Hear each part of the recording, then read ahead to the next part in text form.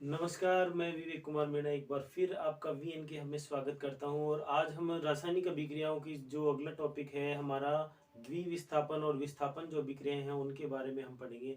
बड़े ही जो है अच्छे तरीके से हम इनको याद करेंगे ताकि यहीं पे आपको याद हो जाए। तो देखिए हमारा जो टॉपिक है वो है विस्थापन अभिक्रिया। एक्चुअल में बच्चों ये जो हमारा पिछला वीडियो था उसमें हम ये विस्थापन अभिक्रिया से रिलेटेड एक चीज पढ़ चुके हैं जिसे हम सक्रियता श्रेणी के नाम से जानते हैं। तो अगर आपको सक्रियता श्रेणी के बारे में पढ़ना है तो मेरा पिछला वीडियो जरूर देखें। और उसी से रिलेटेड ये जो अगली आपका अभिक्रिया है वो है विस्थापन अभिक्रिया। और विस्थापन अभिक्रिया कहते किसे हैं कि एक अधिक क्रियाशील तत्व द्वारा अपने से कम क्रियाशील तत्व अधिक क्रियाशील तत्व द्वारा अपने से कम क्रियाशील तत्व को उसके यौगिक में से विस्थापित कर दिया जाता है। तो देखिए यहाँ पे हम बहुत ही अच्छे तरीके से एग्जाम्पल के थ्रू याद करेंगे। देखिए बचपन में हमने एक गेम खेला था खो खो। खो खो में क्या करते हैं, एक बच्चा दौड़ के आता है और दूसरे वाले का हाथ लगाता है या धक्का देता है, वो उठकर भाग जाता है और वो दूसरी जगह चला जाता है। तो देखो ये भी वैसा ही हो रहा है कि आयरन क्या होता है, कॉपर की तुलना में अधिक क्रियाशील है। तो ये आता है और इसको धक्का देता है और इसको क्या करता है, आगे भेज देता है। क्या कर देता है, आगे भेज देता है और इसकी जगह खुद बैठ जाए तो क्या बनेगा, FeSO4 फेरस सल्फेट बन जाएगा। बच्चों क्या बन जाएगा, फेरस सल्फेट बन जाएगा। तो बेटा बहुत ही अच्छे तरीके से हम इनको याद कर सकते हैं अगर हम चाहें तो बहुत ही इजी वे में। देखिए वापस एक रिएक्शन आप समझेंगे, दूसरे अपने आप करेंगे। यहाँ पे भी जिंक कॉपर की तुलना में अधिक क्रियाशील है, इसलिए इसको क्या कर देता है, आगे भेज देता है। क्या कर देता है, आगे भेज देता है और इसकी जगह खुद बैठ जाता है। तो क्या बन गया, जिंक सल्फेट बन गया, जिंक सल्फेट बन गया।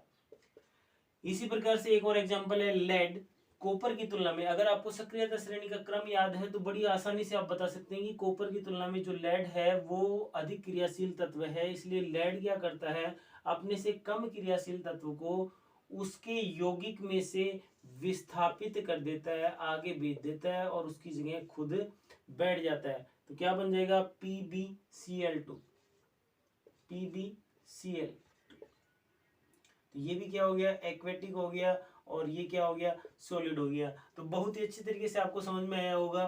तो इसी प्रकार से हम क्या कर सकते हैं, आगे भी इसी टॉपिक को हम समझ सकते हैं।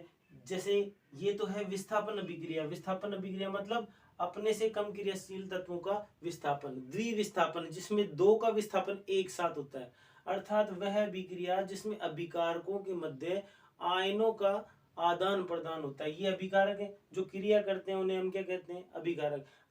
तो इस अभिक्रिया में क्या होता है, वह अभिक्रिया जिसमें अभिकारकों के मध्य आयनों का आदान प्रदान होता है। मतलब ये तो यहाँ चला जाता है और इसकी जगह ये दोनों आ जाते हैं। मतलब आपस में दोनों क्या कर लेते हैं, आदान प्रदान कर लेते हैं अपनी चीजों का। तो ये इससे रिएक्शन कर लेता है। कहने का मतलब देखिए इस तरीके से इसको सुनते हैं, ये आ गया इसकी जगह बैठ गया और ये चला गया, ये किसकी जगह बैठ गया, इसकी जगह बैठ गया। बेरियम सल्फेट दोनों अपनी एक दूसरे की जगह चेंज कर लेते हैं। तो सोडियम चला गया बेरियम की जगह, तो क्या बन गया, NaCl बन गया। क्या बन गया, NaCl बन गया। और साथ में अब ये बेरियम जो है उठकर इधर आ गया तो क्या बन गया, बेरियम सल्फेट बन गया। बच्चों क्या बन गया, बेरियम सल्फेट बन गया। तो बहुत ही सिंपल वे में हम इसको समझ सकते हैं।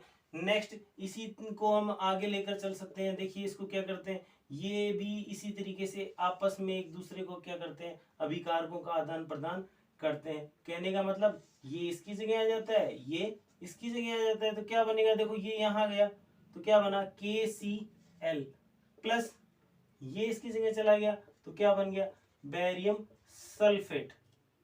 तो बहुत ही सिंपल सा फंडा है बेटा।